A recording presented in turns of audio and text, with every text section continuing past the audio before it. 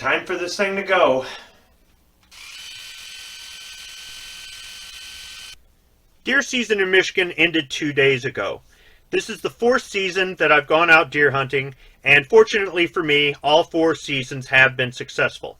Now, not every day that I've gone out hunting has been a successful deer hunting day, but whether I had a good day or a bad day, it was always an opportunity to learn. Every year I learn something new, and every year I try to apply that to the next season. I'd like to talk about a few of the things that I picked up this year that I plan to apply in 2022. The first thing I learned is that I need to get another deer rifle. Michigan is divided into zones, and depending on which zone you're hunting in, it determines what kind of firearm you're allowed to use, what sort of cartridge you're allowed to use in order to go deer hunting.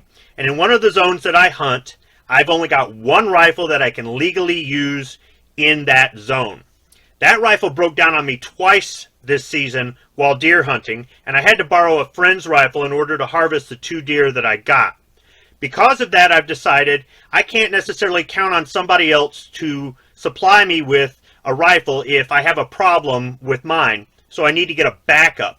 Also, his rifle is chambered in .450 Bushmaster.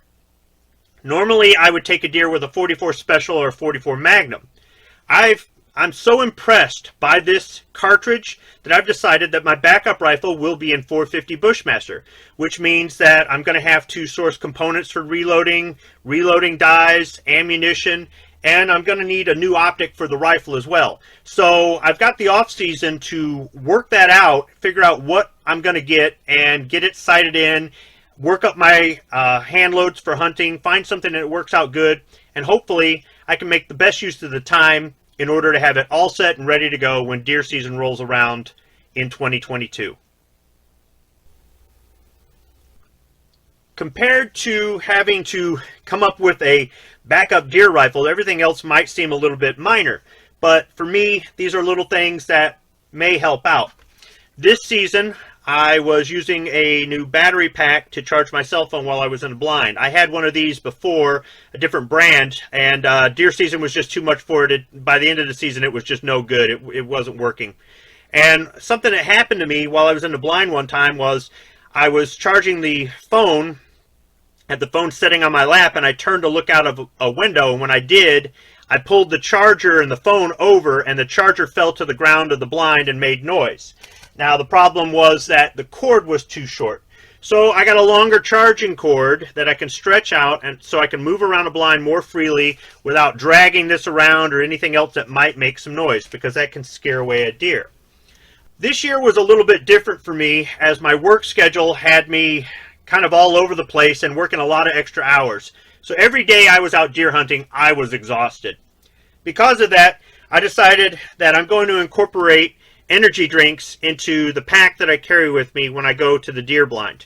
Now, I don't drink energy drinks very often, but they come in handy when I need a little pick-me-up.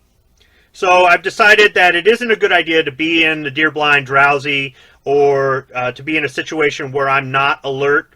And I don't necessarily have to drink the energy drink, so I can always just bring it back if I don't use it, but I want it there available if I need it.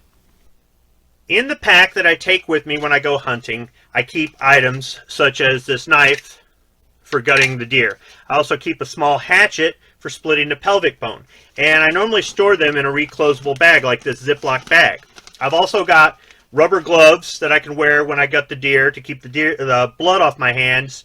And in that bag I keep maybe a few field wipes or something else like that.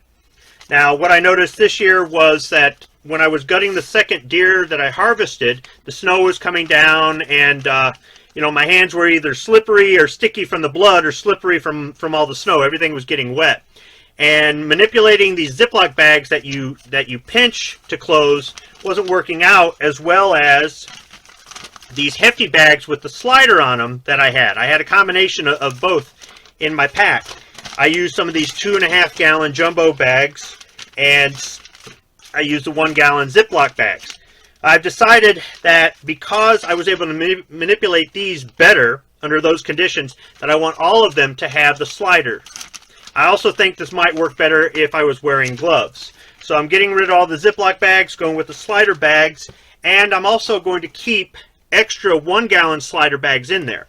Now, the gallon bag is for the deer heart. I have a friend who likes to eat deer hearts, and there's nothing, you can cook them up and eat them. They're totally healthy to eat. However, both deer that I harvested this year, I shot them right through the heart, so they weren't good for human consumption. I did bring the heart from the second deer home in a 1 gallon bag to cut up as dog treats. So I'm simply going to keep these slider gallon bags in addition to the 2.5 gallon jumbo bags in my pack from here on out, and that should make things a little bit easier. One last thing I wanted to add to the video isn't something I learned this year that I'm carrying forward to next year. This is something I do every year, and that is I look for deals on gear at the end of the season when it goes on clearance. The only thing is almost everything's sold out, so it's really difficult to find anything that I want. However, today I did just that. I was at a department store and I went into the sporting goods section. They had the scent blocking deodorant that I use on sale. Normally this is just under $6 a stick, and they had it on sale for $3. So I bought it, I'll put it in with my gear, and it'll be ready to go next season. So that's just an example of the kind of savings you can find if you shop around. Some of the things that I shared in this video might not be relevant to where you hunt or how you hunt or that sort of thing, but if there's any tips that you have for me or anybody else watching this video, please feel free to share them in the comments section below. Thanks for watching.